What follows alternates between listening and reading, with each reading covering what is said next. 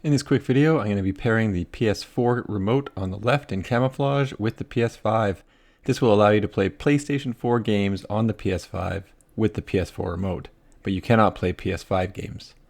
I'll go to the settings, the gear, and then I'll navigate down to accessories with the PS5 remote, and then I'll hit the X button. Under general, I'll go to Bluetooth accessories, and now I'll grab the PS4 remote. I'll hold the PlayStation button, the one in the middle, and the share button, which is in the upper left, and I'll hold those until it flashes white and you can see DualShock 4 wireless on the screen. With the PS5, I'll scroll down to that, hit X. Do you want to register the device? Yes. And it'll ask you who you want to register it with, so just select which user you want to be using the DualShock 4, and then it's good to go. I'll just back out of there, and now I can use my PS4 remote on my PS5. Thanks for watching.